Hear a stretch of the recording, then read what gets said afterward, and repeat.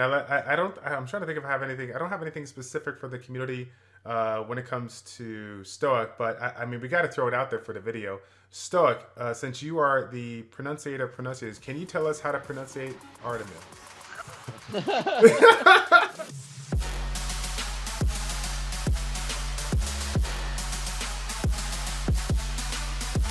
What's going on, everybody? This is Childish. We're back at it again, coming at you with another Summoners War video. Today, we got a very special video for you all. We are bringing on the two SWC commentators for the Americas Cup, Stoic and Makeitabud. They're in the house right now. How are you guys doing today? Doing great.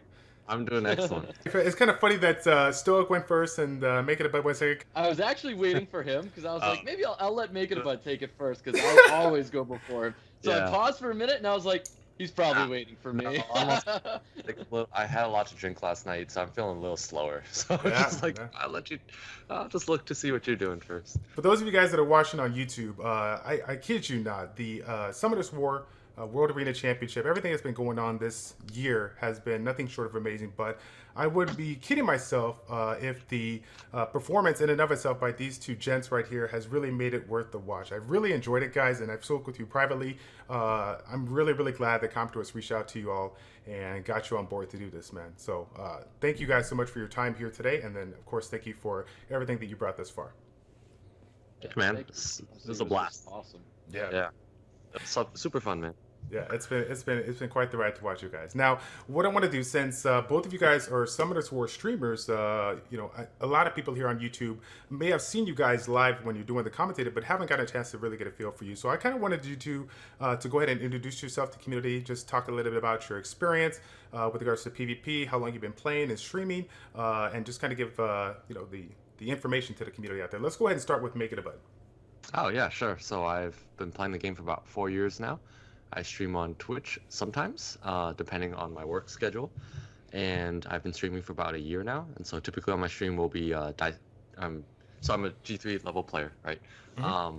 And you'll find me on the top 100. You can look to find my name there. But usually we'll be playing and we'll be trying to snipe some of the best players and then basically dismantle their teams on stream. So a lot of fun there. And then we also do other reapps and other paid forms of content like summons. And then so that's kind of what we do on our stream. We have a lot of fun, and other than that, that's about it in terms of Summoners War. And yes, just recently casted the Americas Cup with Stoic here.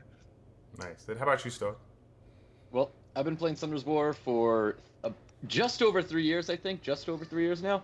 You can find me at Twitch. I'm not a YouTuber, I guess, yet. We'll see. Who knows? Maybe down the road. Gotta get on that. You can't find me. Yeah, I know. I gotta get on that, sir. But you can find me on Twitch, twitch.tv/LL Stoic, LL, shameless plug. But I mean, so I'd like to consider myself a Guardian rank player. I mean, I have seen 3 red stars before. I have a G2 finish. Currently struggling in the G1 rank at the moment. You're auto rag. You're definitely. Yeah, auto G2 for sure. Come on now. We'll see. But the majority of my streams is mostly a help stream. You know, I help a lot of people who are struggling to progress in the game. A lot of people who are in like their fighter ranks, conqueror ranks, where they're trying to figure out like how to move forward. So a lot of the times we're like working on like dungeon teams, trying to help people to, you know, basically find what piece of content they're trying to get into next. So a lot of my stream is based around progression. Gotcha. And so when it comes to the experience at hand, right, being able to be a commentator, you know, a lot of people may have thought that's like, oh, we looked at the size of this person, we looked at the maybe the rank of this person, and we're like, let's go ahead and jump up in. But quite honestly, guys, you were both extremely new to this, and this is the first time you jumped in. You all both started individually and then ended up getting connected. Let's go ahead and start with Makeitabud. Can you tell me a little bit about the application process and how this whole worked out?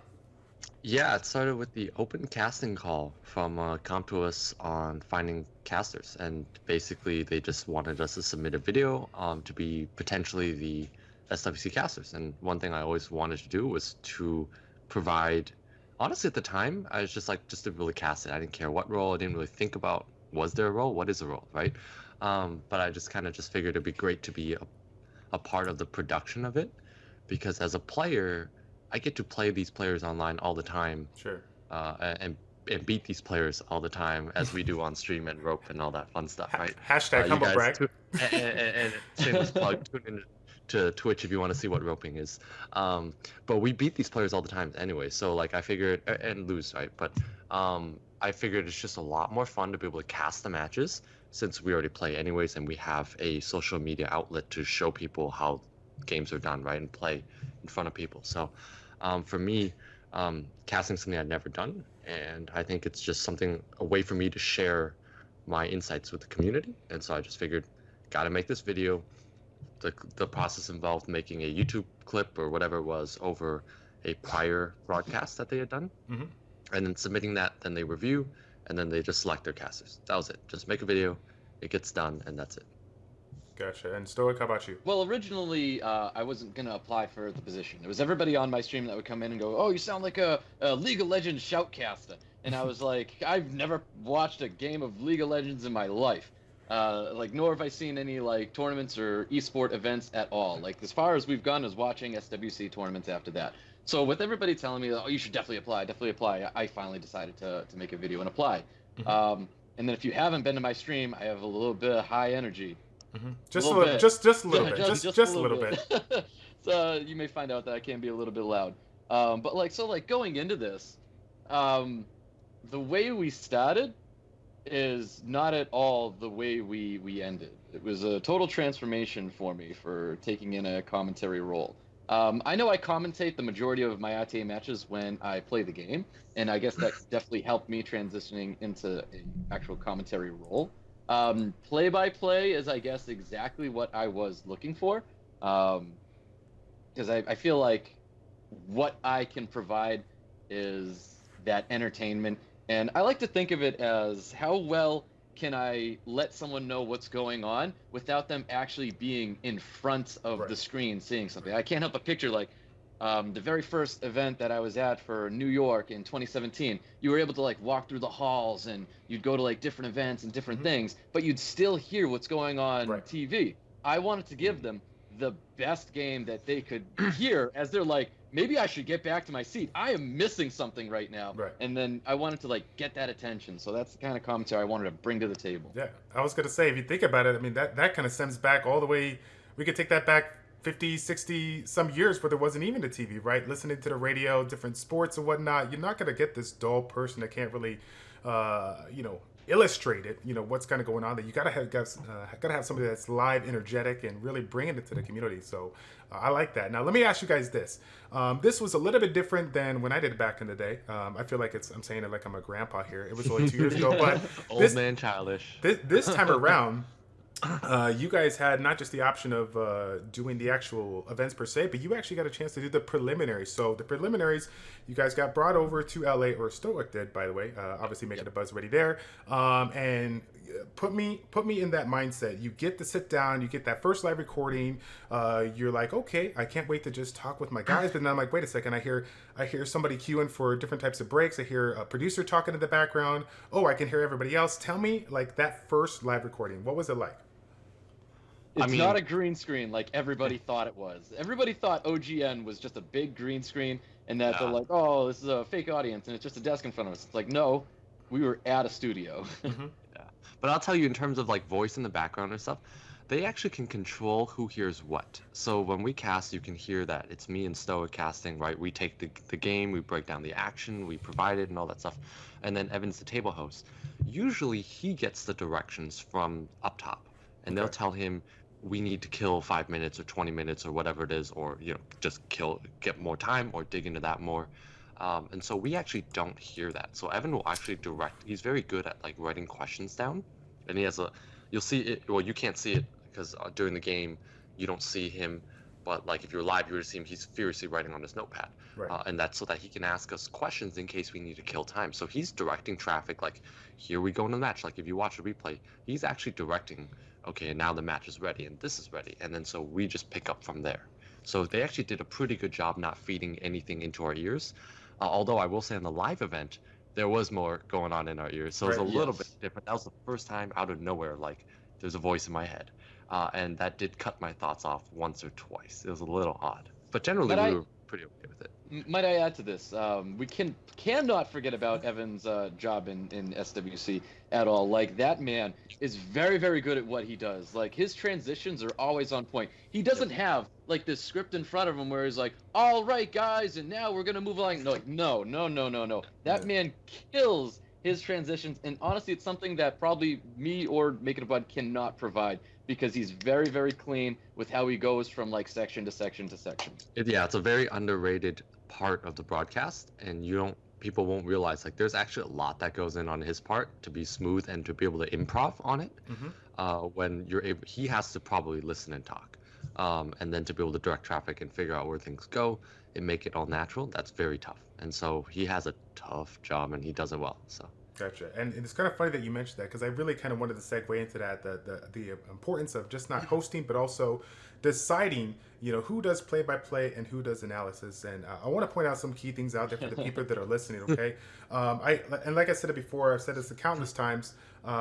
In my humble opinion, you guys have really brought it, that it's like it's never been brought before outside of all the commentators that have done it thus far. And I think there's two things for each of you, or one thing for each of you, that really kind of set apart for the rest. And Makeitabud, I'm going to start out with you, and that's going to be the analytical side. We've had a ton of amazing pro players out there, doing their thing when it comes to commentating, but it seems to be, and this is my thing, Stoic, I think you would agree with me, that the way that you're able to bring the high level thinking and the reaction time that you can get it out is just nothing short of amazing. How in the world can you think at that level?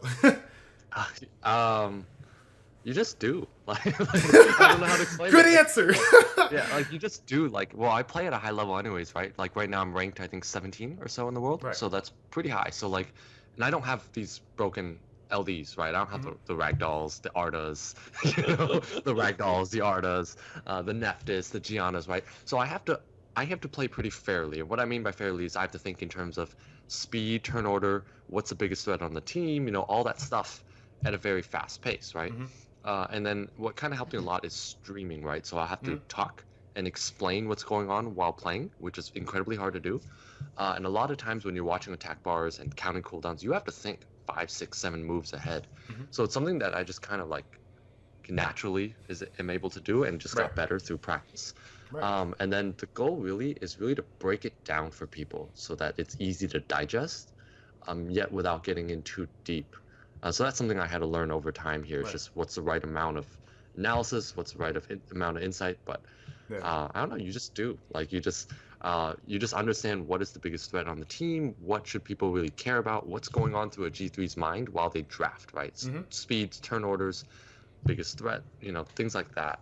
And then being able to portray that, I think, is just my objective, and that's kind of how I view my color commentary. Right. I was going to say it's, it may seem like extremely difficult to most, but it just kind of, it's a easy thing for you because that's essentially what you do throughout the stream. If you guys are watching on YouTube and haven't had a chance to check out Makeitabud stream, he legit will sit there throughout the match, like I said before, and explain his thought process step by step, not just his thought process, but what is the opponent doing? Why are they picking specific units, considering what he's kind of laid out there? So there's a lot to be learned. When I do play, I'm able to draft and angle my draft towards what I want them to do. I can make them draft things according to, like, I can kind of make them draft certain things and by picking my picks, right? And kind of tunnel them, kind of narrow them into a corner, right? And that's how in a draft, when I see other people, I'm able to call out what he should be drafting. The most challenging part is actually when they don't draft correctly. I'll say it here. When they draft incorrectly and make mistakes, because then you have to say, all right, now this is already established and true. What is this opponent's best pivot on a draft? And then when they make misplays in games and they're totally messing up, like, okay, he was supposed to do this, but now he's like, when I play, I have one direction. How do I beat my opponent? When I'm commentating, I have to try to think in two people's heads. Right. And sometimes when they have no idea what they're doing, it's really hard to figure out that. And then you just kind of have to say what they should be doing. That's the hardest part of that. That throws in a wrench when I have to think in two people's heads. And I was going to say, too, and to kind of point it out, and that's another thing for you that kind of makes you, shine above it, makes you unique at what you do. Not only do you, call the gameplay, but you call it as it is, right? That's something that we haven't really seen a lot in the commentary. People will make, a positive remark, but you will tell them straight up, he made a bad play, and this is going to hurt him. You'll just lay it out like it is. Yeah, that's something I shout out to Snow from the Asia side. I saw him roasting a few players, and I realized that you should do that. I mean, not like not negative sense, right? Like you can't totally throw them under the bus, but you really should explain why it's bad in a tasteful way while matching Stoic's pace that he brings. You know, so Stoic provides the action. All this has to be injected in parts where Stoic is going to drop off, right? And with that pace and tempo, that high energy tempo that he sets. Yeah, and if you think about it, I mean, at the end of the day, for all of us watching, especially for some of the people that are new, we want to understand why something was good or something was bad. So, and unfortunately, hopefully you don't want to hurt the feelings of the other person, but you want to tell it like it is without, breaking it down. No. Let me swing it. Stoic and I are laughing because some people's feelings were hurt. Some people's feelings were hurt. Multiple people, and then I actually had to tell them like, hey, no hard feelings. No hard feelings. Right. Just add a little flavor, right? Just add a little flavor. Now, let's swing it on over to Stoic. Without question, Stoic, I've talked to you on the side. I really love the energy that you bring in the play-by-play. But, one of the things that, again, that's unique to you that you have never seen anyone, as far as the commentator goes for the past 2 years do, is that kind of, I don't know what you want to call it, rustic, raspy kind of voice that you throw in there. No one does it, and it's amazing. What motivated you to say, all right, instead of saying yo, I'm gonna say yo? I mean, I feel like that's just me. So kind of like Makeitabud, where he gets to bring that little bit of his channel as well, where he gets to call people out, and it gets to show himself, like a little bit of what his channel's about. For me, a lot of that is just high energy. Like I need people to be like excited. Like, so here's a quote from the director. So I got to talk to the director during our after party and everything, and he said, I don't know if he's probably not going to watch this, but he said he was very, very disappointed to have to direct another mobile game. So when he saw that he was doing Summoner's War, he was very upset. Right. And then this was Luke, Chris, if you also know. Okay. Exposed. So when I talked to Luke, he's like, I was so disappointed that I was doing Summoner's War. I was not looking forward to this. And he's like, after watching prelims, after working with you and Chris, you guys made this one of my favorite experiences that I've ever had the chance to direct. Nice. And you two work incredibly well. You actually made this an esport. This was entertaining for me. Right. Coming from our director. That's really awesome. Awesome. Let's go ahead and hop into the next question because I think it relates to exactly what we're talking about here. Now, the chemistry. One person could be a strong play-by-play person. One person could be a very, very analytical person. But, at the end of the day, if you guys are not chemically bound, right, if you don't have that chemistry going on there, it could be really, really difficult to make that work. We'll start out with Stoic this time. Do you agree or disagree with that? I agree 100%. It's 100% chemistry. Working with Chris made my job easier. And I guess, getting to this point, we honestly talked a lot, outside of SWC, which was really nice and really helped us, build a relationship. Because to be honest, that was the first time I ever spoke to Chris. Was coming into SWC, because, we just didn't talk in Twitch. I think, I mean, I knew about him. I don't know if you knew about me, because maybe you guys didn't know that I am a solid channel. I've seen your stream before. I lurk. A lot of times I lurk. Here we go. But a lot of, not a lot of times, but our communicating outside the game definitely helped us just become closer, and we honestly learned how each other spoke. So he'd know when I'm wrapping up an action, and then he's ready to just come in on top of it, and I know when he's ready to finish up his thoughts. So it's the chemistry is involved so much during our cast. Gotcha. Did you have anything to add there, bud? Yeah, I mean, I agree with that. I mean, if we didn't like each other, this cast would be much more difficult. You would be. Find people that would be stepping over each other a lot more. And that's something we wanted to make the best production. Our goal is to make the best production and have fun, right? And so for me, it was recognizing he's the action, he brings the energy, and that's what made my job easier because I know what energy to match. He provides the guardrails. And so all I need to do is listen to him to know when I need to shut up, right? When I finish my and when I see something on screen that he needs to come in, or at the same time, just kind of supplement his voice, right? His great action there. When do I supplement the insights? And I think we're very straightforward with each other on that. Not that there's any really difficulties in working together. It was generally pretty easy. You just figure it out. And then just, yeah, we've had a lot of conversations. Stoke's an interesting guy, got a lot of funny stories. Yeah, yeah. He's seen some stuff, it's an interesting guy. So like, I think genuinely like I would consider us friends, right? So like genuinely had a lot of fun like casting with you. So yeah, I mean, if I didn't like my co-caster, you would see it. Yeah. there's no way to hide it. Yeah. All right. Well, let me ask you guys this here. One of the things that Comtois did this time around, they wanted to bring the professional aspect of this commentating to like a next level. They got you guys, they flew you all out. They got you connected with some esports like professional commentators and coaches. You guys got to sit down and they got to listen to you and kind of assist you in making the necessary changes to move forward here. So tell us a little bit about that. And then is there a couple of general tips that you can throw your way, some of the things that you really learned that just kind of sit home with you that you can share with the community? Yeah, I can say that. So the way it worked was they had two, I think it was two, right? Esports coaches that came in. And they basically, one was Moses who did PUBG, and one was like Rachel Seltzer who did hosting. And that was more for Evan, I think, but still helped us a lot. But just generally running through, A, helped us with dry runs, but B, basically what they did was we would come in and I'll start this off by saying one of the easiest things that made it easiest for me to start was seeing that they were very natural and normal about getting makeup done was something that I realized, okay, it's normal in this industry. Okay, I still feel bad. I don't feel as bad about getting makeup done. And then getting us comfortable with being under cameras, like with cameras on us. Like Stoic was kind of remote for the first few weeks, but they had like 4 or 5 cameras on us the whole time. So getting comfortable with that. And then coaches like point out things like how we should work together. So the biggest thing I learned about in terms of working together is listening while thinking.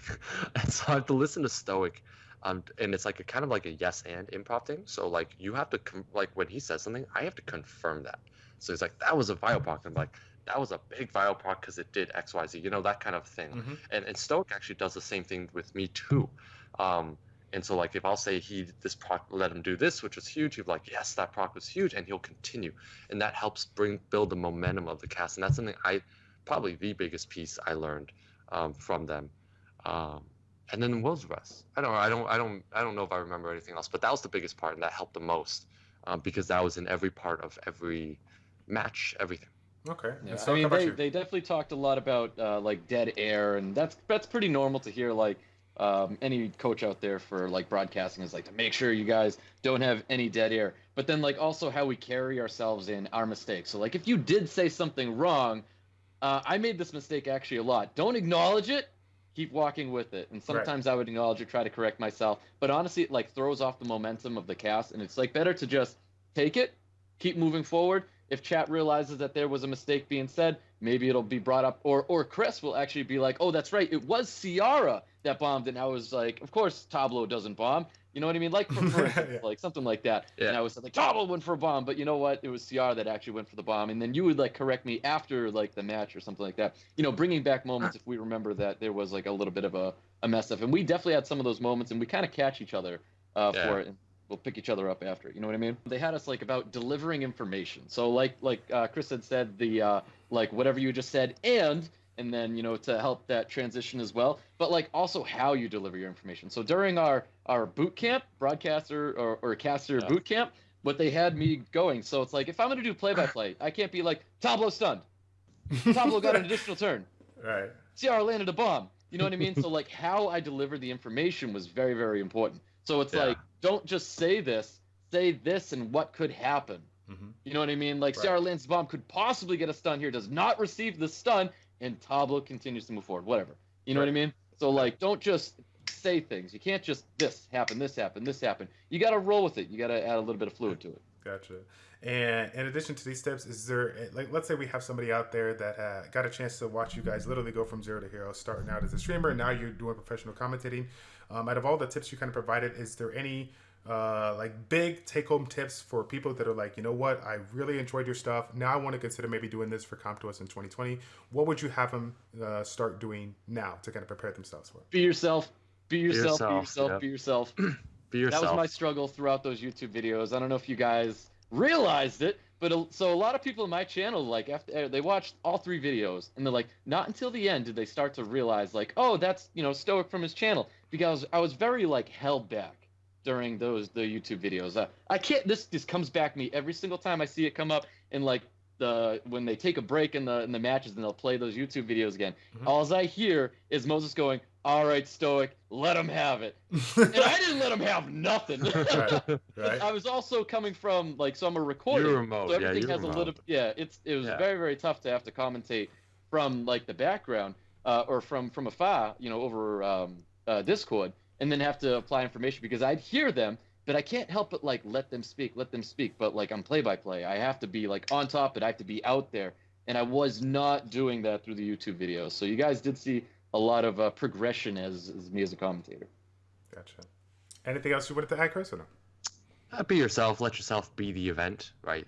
Don't be embarrassed to say certain things or talk or whatnot. Just really live the moment, I guess. Yep. You got to really kind of just let yourself go. And there's a reason why they chose us. You know what I mean? So if you're not yourself, you're not who they originally Yeah. That's a great way to put it. Yeah. So let me get to this one here. If you had the choice, what would you do? Would you want to be a player or would you want to be a commentator again? First. I mean, I could totally win 2020, right? Couple more LDs. Get your visa check. Get it. You would have it. Honestly, with this experience commentating it, I don't think I could ever turn it down ever. It was just way too much fun. Some of the feedback I've gotten was I spent SWC in the hospital, but listening to you commentate just made my experience here so much better. When I received that, I was honestly super touched. That's cool. You out there, really hope you do feel better. Hope you're not in the hospital right now. Right. Wish you all the best. But just hearing comments not like that, but comments along the lines of that, where it's just my style of commentary brought a lot of smiles and enjoyment to people. Gotcha. So I would 100% I would do this all over again. Gotcha. And then what about you, Bud? Honestly, same thing. I would commentate just because for me, commentating is a way to show people what goes on in our brains, and actually what. It's a way for me to share my enjoyment for the game as well as that knowledge that not everyone has, right? It's just a certain way of thinking and part of a production. That's the whole reason why I started Twitch and streaming, is to be able to educate people on proper builds, proper ways to draft, what's proper playing, and also to show that I get bioprocced on a lot, right? Luxec. Right, that's the whole reason. So that's the whole reason why I started the whole social media streaming and whatnot. It's just to share my passion for the game and my knowledge, right? And I feel as a commentator, you definitely can share a lot more of that than as a player, obviously. Now, if I were to compete, I would have full confidence. I would do pretty well, to be honest. But obviously, I think there's kind of almost, I don't know if the right word is responsibility, but I think there's definitely some sort of responsibility that if I had the ability to provide that knowledge to the public, point out players' bad mistakes or good plays, either way, right? And show what's unique about certain things and how they should be thinking.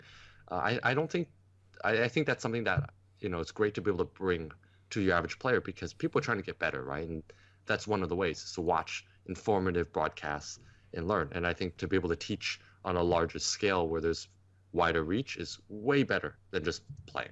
But playing's cool, but, I'd rather be able to teach and educate on what the right thing to do is and what's going on out there. But also the scary part about playing, if you look at SWC this year, look at all the upsets. Look at Asia Cup. There are huge names that get knocked out in the Asia Cup. And if you guys are watching the European Cup right now, there's some more upsets again. I won't spoil it, though. Yeah. I will say a lot of the losses, though, are self-inflicted, though, right? So everyone has a chance to beat anyone. It's a game of probabilities, right? But the chances sometimes could be 49%, sometimes could be 10%, right? Your job is to make their chance of beating you as low as possible, right? Force them to require back-to-back procs. And some of these drafts, as I'm watching, pretty rough. Call it like it is, bud. Call it like it is. Put it out there. So as a, it is rough. You can get RNG, you can get knocked out, but man, for a lot of these people, they kind of ask for it themselves. Commentating is about sharing the knowledge and the insight with people. Playing secondary. We play these players online all the time. We smoke them online. Doesn't matter. Dang. So confident, so confident. So, all right then. So we're gonna see how well you can share that knowledge with the community. I told you guys both we have a little surprise for the community. They're gonna be watching here. This is something that I love to do when we bring on pro players and talking about RTA. What I got pulled up in front of my screen right now is the best replays that have come in the last 24 hours. We're gonna pick a replay randomly, and I'm gonna showcase. I'm going to basically showcase the pick and ban process, and I want you guys to decide who do you think is going to get banned from each of the sides here, and basically the person who has the most right will win that match. It'll be a best of 3 match. Sure. So let me kind of unravel this. I'm just going to think out loud here. Guy on the left got the Hathor first pick, and the guy on the right, Hathor first pick is fine, very broken monster, pretty nice.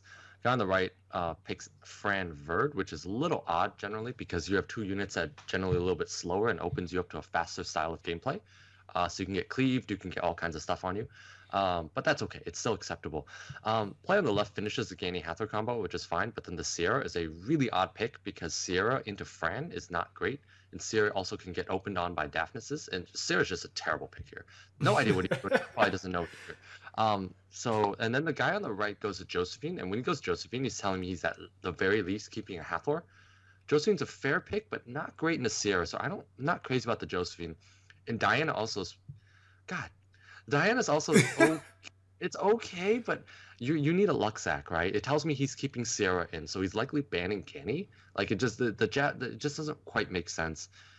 And then so he picks the Diana, and also so he picks a Diana there, and then his opponent goes with an Antares, which makes a lot of sense, right? Antares into a Verd Diana is great. Rikuni? I don't know what Rikuni. So the reason why we don't see a lot of Rikunis nowadays are these G1s. Jesus. So the reason why we don't see a lot of Rikunis is that you get lapped by Verd a lot. You get lapped by Aegers can control it. It really kind of just sits there, to be honest. Like it still heals. It does a lot of things, but your opponent is not representing a debuff heavy or a really slow type of game. He's representing Verd with a lot of turn buffing, and this Diana with a Verd is gonna just run through you, right? So like Rikuni doesn't do anything here. Anyways, so with the guy on the left picks an Antares and the guy on the right takes a Diana, you know that on the right hand side Diana's gonna stick, so will Verd. Josephine is a potential to be out, but if you run Gani Hathor, you're not really scared. Well, okay. Looking at it this way, the guy on the left, if we want, turn order wise, none of them make sense. But in terms of the actual steady state, like in terms of long term, like window of attack, like who has a better window of winning, the guy on the left only has 1 stripper. This is the most basic way to look at a draft. So if he only has 1 stripper, you do need to take care of that Fran, because if you do need to ban that Fran, or you can ban that Oki. But if you don't ban that Fran and he turns on and bans your Hathor, and his team is on Will, you lose automatically, right? Guy on the right will automatically win or have a very strong chance. But the guy on the right also has no damage if you ban out the Verd or the Verd, right? Because the Diana can't do anything in your Antares. So again, this is why like there's just so many weird conflicting things in this draft that just don't make sense together. Generally, it's a very clear line of play in terms of how you're going to win. The guy on the right here is probably not worried about his Fran getting banned, so he's going to use his Oki to he's confident Oki's going to get a reset off. I think the Gani Hathor is going to be split on the left-hand side. Verd loves to tunnel Sierra. The way he's drafting, he's keeping Sierra hidden because there's a lot of damage being dealt into Sierra. I really think on the left-hand side, he should be thinking about banning Hathor. And I know even though he's picked a Josephine, because Gani only has 1 ventilate target now, right? If you take out Hathor, Gani can only ventilate Sierra, really, or Rikuni, right? So you kind of eliminate a lot of Gani's usefulness by doing that. If you open with an Oki reset, right, and then you have a Fran or something like that, assuming your opponent doesn't ban it, eliminating the Hathor is probably the right choice on the guy on the right, even though you have a Josephine. But Hathor Gani is just so oppressive. Even when you have a Josephine, Hathor may not still need to be banned, is my opinion. Okay, so Bud, give us the official ones. Left guy bans Fran? Fran. Hathor Fran. Who knows? So these guys are. Let's see if Stoic wants to create a little controversy here. Do you want to ban the same, or do you want to choose something else? What do you think? So I might choose something else, but now a lot of it has to go with rank as well. So if we're looking at like G1 to Conqueror ranks, a lot of people will ban the damage and let the Gani Hathor through because that the rune quality is all over the place when it comes to G1 and to Conqueror ranks. So if they have the rune quality to think, if I ban out the damage, Ciara's gone, I think I should be able to outspeed with my Okeanos, and he has a Fran speed lead as well. There's that window, because if he does land it, he could just go for a reset onto the to the Ganymede if his Okeanos is fast enough, and then I don't know if he's going to Vile proc. I don't know if the Hathor's going to have Will. I don't know if all of his team's going to have Will. And if that Okeanos does get an additional turn, puts everybody to sleep, stuns everybody up there, then he has a window where he can try to start eliminating things. But he has to keep that Antares controlled. If he doesn't keep the Antares controlled, he's going to be in a lot of trouble. But he does have 3 units that can stun up that Antares. Gotcha. So I can't help but say, yeah, the Hathor would probably be the best band. It was picked first. It's something that what he's going to rely on first. Even though his team looks like it would work better with Ganymede, with the Ganymede CR, but like Bud said, he doesn't really like the Raccoon. The Raccoon pick is just honestly terrible here. Because you got to think, like, what would they ban? And then what should I have drafted better? Right. Yeah, that Raccoon should not be there. Should be something else to work with, either the Ganymede or something else. I'm going to say Diana CR. Okay, Diana CR for Stoic, and then we got Fran and Hathor for Makeitabud here. So I'm going to go ahead and roll out the initial thing here, and we're going to see what happens. Let's see who gets the most right. So right now, it's doing that casual lane out there. Second round of picks, third round of picks. And the verdict is Raccoon and Fran was banned. We are all wrong. Well, technically, I guess Bud gets that one right because you got the Fran right. Yeah, right? Raccoon. Yeah, they banned the Raccoon. What? So this is where I say rank plays a huge part in Right. here because that's the quality of play. If the guy on the right gets any proc or lands all his stuff, dude on the left No, hold on. Raccoon's gone. No. Yeah, so if the guy on the right does not proc or does not, he has no defense break, right? Mm-hmm. If that dude's on the left, if his Sierra is half decent, or the guy on the right does not proc enough on Josephine, he insta loses. He's got Gani Hathor with tons of damage in his face and an Antares. And you can't really transform Diana into Antares safely. You can, but you can try, but when you get cut, you insta lose. Anyways, nice draft, guys. Nice draft. All right, so I'm going to go ahead and close this one out here, and it looks like Dolly, the one that had the Sierra Gani Hathor, you probably already kind of picked it out. You probably already knew they were going to win. A lot of RNG on their side, and they ended up taking the dub on that one. So these are generally like less brain-heavy comps because it's a straight-up cleave. Right. So here's the thing, like the guy on the right side's draft, if you take out that bulldozer, he doesn't really have anything that scales with defense, right? Or like doesn't have burst. So that's immediately what my eyes look to as the main weakness. The other weakness in his comp is if you take out that Amelia, he has no immunity protecting him. So if you look at the guy on the left-hand side, he's opened with a Hathor. I hate Tiana early, so the guy on the left is probably a G1 to G2 player. Well, he's got Gianna, so maybe he's G3. But when you open with the Tiana Gani Hathor, you're really, really wide open to. Well, I guess his opponent opened with the Amnesty Bulldozer, so I guess it's okay actually. But that Tiana needs to be real fast, right? And his opponent didn't go for the outspeeding route, so the guy on the left probably won this game. I'll just say that, just off that. But the guy on the left doesn't have much damage if you take out the Sierra. Sierra is likely the ban from on the left-hand side. Just because on the right-hand side, when you go Raccoon, Amelia, and Antares, you're gonna let that Gani Hathor through. Sierra is the dangerous part because all your units are like defense-based on the right-hand side. And with Gianna there, you don't set off your bombs, right? They're two-turn bombs, and generally they're not as heavy bombs compared to Sierra bombs. So Sierra's 100% the ban on the left. And then on the right-hand side, I mean, if I were this guy, knowing that my Sierra is probably going to get his legs taken out from me, it could easily, well, you're going to get your strips off no matter what. You're going to get a Tiana or Gianna, you're going to get a strip off. So But the question is, you don't have steady state damage if your Right. Sierra's gone. And I would just say the Raccoon is likely the ban, and you just have to pray that you're faster than Amnesty. Right. But this comes down to the player. The player will know the speed of his Gianna and Tiana, and I don't. If that was my Tiana Gianna with my runes, I would take out the Raccoon. But if I was dirt slow, if this guy on the left is like a G1, then you may have to think about taking the Amnesty and doing some crazy pray to Jesus or something and hope that you can get through this Raccoon. So that's the difference. If you have my type of speed runes, I go and ban the Raccoon and outspeed the Amnesty, and then we rope the dude. But if we're so long story short, it's Sierra Raccoon. I think are going to be the bans. Sierra Raccoon. Now let's see what Stoic's thinking. What do you think it's? No, I'm going to agree 100% that the ban is going to be Sierra Raccoon. I think the Raccoon is actually what said the ban there. So after he drafted Raccoon, that Sierra is definitely going to be banned, because if the Raccoon is going to be left on the field, that means he's going to be leaving a bomb on the field, because he's going to want the passive Raccoon to get rid of that bomb. So that means Sierra has to be gone, because Sierra can detonate the bomb. Now the Gianna goes through, and because the Gianna goes through, he lets that Amelia through, because if Amelia's going to be on the field, Gianna's going to get her strips out there, and that's what says the ban's going to be on Raccoon as well. Right. Okay. And we're gonna play it out right now. I think you guys are both right. It's kind of hard to throw different opinions on this one, because I think like you guys said, it's pretty much straightforward here. So, but again, it could be an Amnesty ban if the guy's not confident in his own speed. That's a very fair. But that's also where I say rank plays a huge factor here. Right. So believe it or not, guys, you guys were absolutely right. Sierra was the ban on the left, and Raccoon was the ban on the right. So I guess you guys are qualified to commentate for the SWC.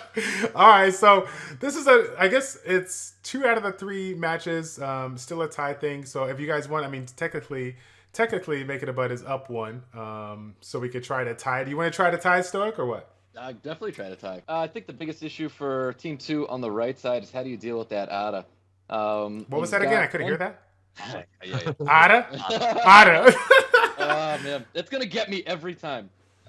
See, like I said, like if I can think about it, yeah, Artemiel. But if I'm not thinking about it, it's gonna come out Ada every time. Ada. So I mean, we see the Ciara out there, and then they're gonna go and hit with the Daphnis Mo Long. So he's gonna respond with the Reviver and the Triana, which is a good respawn to the Mo Long, and then that's where he hits them with the Ada and the Josephine.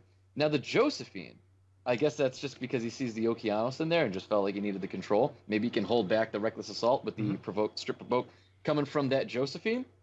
And then the second I see the Jemaya in the Tableau, he's just trying to get a combo going here. He wants to gain control. He wants to hold that control and then really start to either hit him with the Recklesses, because he's going to have that, but he's not going to have a heal out there, which is the crazy thing. Like, how do you Reckless Assault with a Mo Long if you can't heal it over and over? Yeah, you can keep Reckless Assault up all the time. It's got to be on, like, Vampire. Possibly. Vampire, for sure.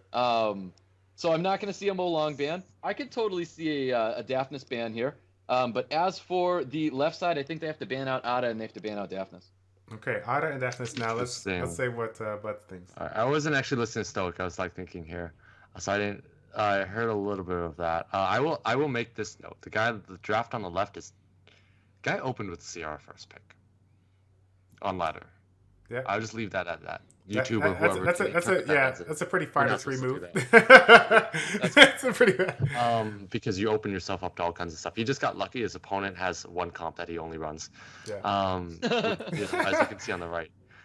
So I do agree with Stoic in that it's either Daphnis or Mo Long, and the reason why is that if you take out one of the 2 units, your opponent, you're basically left with only 1 unit potentially would die, right? Just like you have a snipe. You have to take out one of the 2. Either Daphnis or Mo Long have to be the ban, because otherwise that's just too much damage coming into your face. So I think from my standpoint, I think it makes sense to actually take out it honestly actually makes sense to take out the Mo Long, because these Mo Longs are usually on Vampire. And at the same time, Daphnis can miss, right? Daphnis can miss, Mo Long cannot miss. Ooh, right? Good point. And Daphnises are a lot squishier. So if you look at the guy on the left-hand side, he's more bruiser. He's got the Aura, he's got the Tyrannies. He's going to kill that thing pretty fast. Right. Get a lucky crit, get a bomb in somehow. Josephine, it's enough damage. He's really not scared of that. Could I chime in real quick? Yes. Okay. So, let me just say, I don't think Mo Long is definitely going to be. I think it 100% has to be that Daphnis, because the Josephine gets left on the field. The stuns are going to go out. That's a shield going up onto the Ada, and that's a defense break kill by Daphnis as well. So he's looking at everything that's threatening to him, and I feel like that Daphnis is just. It's 100% going to be the ban. If he's able to snipe out that Triana, possibly on Will, most Trianas aren't Will, unless it's on The Nemesis. reason why I say so, I don't know what he's gonna ban, but he should Yep. be banning the Molong, and the reason why is even if the Daphnis gets a snipe off, Okay. you don't win the game. You take out a unit, but you're gonna lose the long game because the guy on the left-hand side has enough heals and Tyrannies and an Artermail to revive and come back into the game. You don't have enough steady-state long-term damage on the right-hand side. Is the problem with that? Yeah. I don't like his draft. Trust me. I'm not crazy about the dude on the right. Like the Tableau's not the way to finish it. Yeah, And Oki's also Oki makes sense, I guess. Jamire is a weird pick. Fourth, I think Tableau should be fourth, not Jamire. But again, I just don't like these comps in general. Like unless you have Baron room quality, it just doesn't really. Baron has the Yanhong with it. So, anyways, I think Molong should be the ban on the right hand side, and then on the left hand side, I mean, I think it's probably Sierra's not the ban. Okay, you're not worried about speed there. Josephine is not the ban, and it's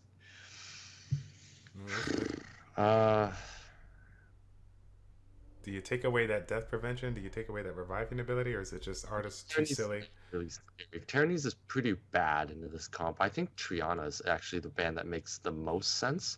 Okay. When you're going for sniping, I think you just have to pray the Artermail doesn't stun you.